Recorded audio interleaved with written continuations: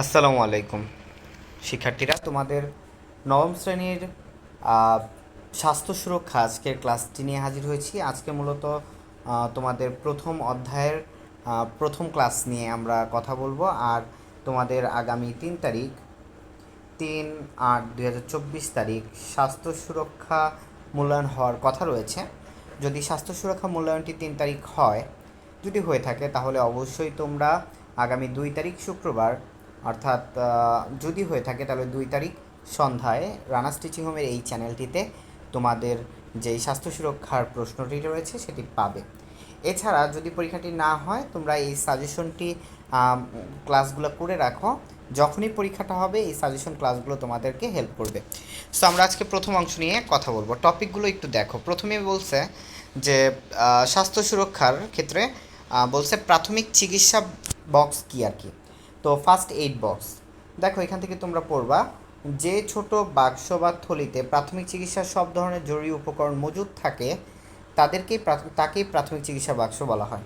ইংরেজিতে এটাকে বলা হয় ফার্স্ট এইড বক্স। ঠিক আছে?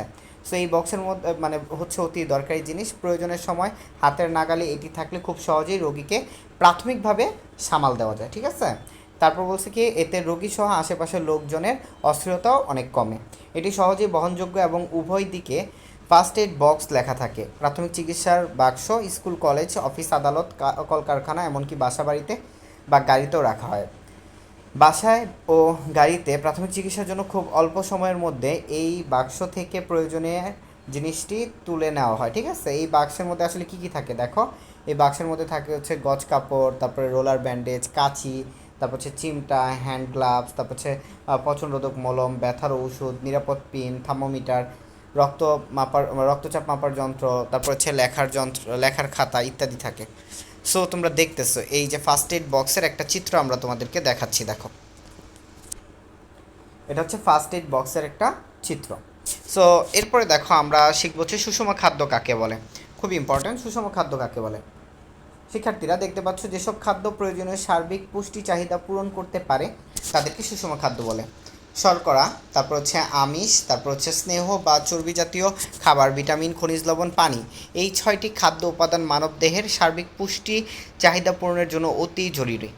মানবদেহের সার্বিক পুষ্টি চাহিদা পূরণ এবং সুস্থতা নিশ্চিত করতে প্রতিদিন এই উপাদানগুলোকে একটি সঠিক অনুপাতে খাওয়া প্রয়োজন।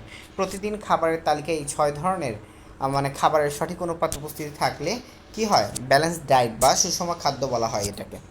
সো এইখানে দেখো সুষম খাদ্যের বিভিন্ন উপাদান আর কি। এই যে দেখো আমিষ, ঠিক আছে, তারপরে এই যে দেখো তোমার যা যা দরকার ডিম, তারপরে এইখানে আরও ফল ফ্রুটস আছে, শাকসবজি আছে, রাইস আছে। সো এটা সুষম খাদ্যের একটা প্লেটার আর কি বলা যায়। মানে উপাদানগুলোকে একদম সুন্দর চিত্রের মাধ্যমে আমরা সাজায় দিলাম। এবার তাইলে আমরা 2টা জিনিস শিখলাম। একটা হচ্ছে প্রাথমিক চিকিৎসা বক্স যেটা, সেটা শিখলাম। আরেকটা শিখলাম হচ্ছে সুষম খাদ্য। এখন আমরা শিখব যে আমাদের একটা পোস্টার তৈরি করতে আসতে বলতে পারে পরীক্ষায়। সেটা কি? কোনো বিষয়ে বড় কাগজে আকর্ষণীয়ভাবে উপস্থাপন করে প্রচার করা হলো পোস্টার। তাহলে ফার্স্টেই আমরা শিখব পোস্টার জিনিসটা কি। তারপরে দেখো, এক্ষেত্রে কোনো বিষয় বা ঘটনাকে ভাষা, ছবি, চিহ্ন ব্যবহার করে উপস্থাপন করা হয়। এটি একটি জনপ্রিয় প্রচার মাধ্যম এই পোস্টারটা। কোনো জনসমাগম সমাগম এলাকায় বা দেওয়ালে পোস্টার স্থাপন করে সহজে প্রচারণা চালানো যায়।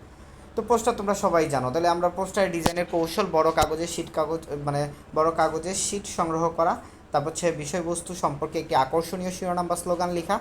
শিরোনামের ফ্রন্টে তুলনামূলক বড় হতে হবে। তারপর হচ্ছে সহজ ও কম শব্দ ব্যবহার করে বিষয়বস্তু তুলে ধরা, লেখার সাথে সংশ্লিষ্ট গ্রাফিক্স বা চিত্র অঙ্কন করা, তারপর হচ্ছে চিত্র, ছবি, তারপর হচ্ছে কি কোলাজ, কার্টুন, পেপার কাটিং ইত্যাদি দিয়ে ডিজাইন করা। এগুলো হচ্ছে তোমাদের পোস্টারের জন্য। দেখো এখানে আমরা একটা পোস্টারের উপাদান আর কি, একটা পোস্টার তোমরা দেখতে পাচ্ছ। সেটা হচ্ছে দেখো আমরা একটা পোস্টার করেছি, শিশু শ্রম বন্ধ করুন, নারী নির্যাতন বন্ধ করুন, মানে শুদ্ধাচার চর্চা করি, সুন্দর জীবন গড়ি। দেখো আমরা এখানে একটা সুন্দর কি দিলাম, হেডিং দিলাম। তো আমরা কীভাবে সুন্দর জীবন করতে পারি? শিশুশ্রম বন্ধ করে, তারপরে নারী নির্যাতনের বিরুদ্ধে সোচ্চার হয়ে, দুর্নীতির বিরুদ্ধে রুখে দাঁড়িয়ে আমাদের শুদ্ধাচার চর্চা, তাই তো। তারপর হচ্ছে মাদক থেকে বিরত থাকি, ইফ্রিজিং রোধ করি। সো এই যে দেখো একটা সুন্দর একটা পোস্টারের মধ্যে কিন্তু জিনিসগুলো দেখানো হইলো।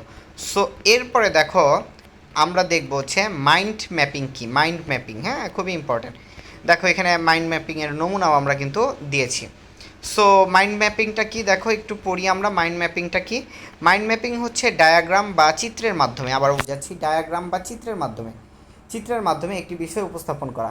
সাধারণত মাইন্ড ম্যাপিংয়ের মূল বিষয়টি চিত্রের মাধ্যমে অবস্থান করে। এর সাথে জড়িত বিষয়গুলো সংযোগ রেখা দ্বারা উপস্থাপন করা হয়। একটি বিষয়ের তথ্যসমূহ চিত্রের মাধ্যমে উপস্থাপন করলে তা বুঝতে ও মনে রাখতে সহজ হয়। এই পদ্ধতিতে শিক্ষার্থীরা এককভাবে, জোড়ায় অথবা দলীয়ভাবে কাজ করতে পারে। মাইন্ড ম্যাপিং শিক্ষার্থীদের চিন্তন দক্ষতা বাড়ায়, সক্রিয় অংশগ্রহণ বাড়ে। মাইন্ড ম্যাপিং পদ্ধতিতে কোনো একটি মূল বিষয়, ধারণা, সমস্যা চিহ্নিত করা হয়। তারপর মূল বিষয়, ধারণা, সমস্যার সাথে জড়িত তথ্যগুলো সম্পর্কে স্পষ্ট ধারণা লাভ করা হয়। এরপর বিভিন্ন ডায়াগ্রাম, নকশা, বৃক্ষ রেখার সাহায্যে মূল বিষয়, ধারণা, সমস্যার সাথে জড়িত অন্যান্য তথ্যগুলো সম্পর্ক স্থাপন করা হয়। সো একটা মাইন্ড ম্যাপিং আমরা দেখি। দেখো এই যে এখানে খেয়াল করো, এখানে হচ্ছে আপনার শিশুকে টিকা দিন। তো দেখো কি বলছে, জন্মের পর টিকা হচ্ছে সিরিজ, আর রোগ হচ্ছে যক্ষা। বিসিজি টিকা আর রোগ হচ্ছে যক্ষা। আর জন্মের 6, 10, 14 সপ্তাহ টিকা হচ্ছে দেখো কী কী, ওপিভি, তারপর হচ্ছে পোলিও ও মাইটিস রোগের জন্য 6, 10, 14 সপ্তাহে এখানে কী কী আছে এইটা দেখো। এইভাবে একটা শিশুর টিকাদান কর্মসূচিকে সুন্দরভাবে এইভাবে উল্লেখ করা হয়েছে, দেখছো একটা প্রবাহ চিত্রের মাধ্যমে উল্লেখ করা হয়েছে যে কোনটার পরে কোনটা।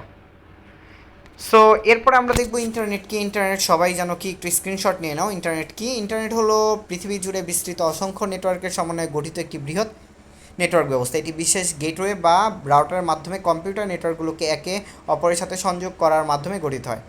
ইন্টারনেটকে বলা হয় পৃথিবীর যাবতীয় তথ্যের ভাণ্ডার। প্রয়োজনীয় যে কোনো তথ্য ইন্টারনেটে নির্দিষ্ট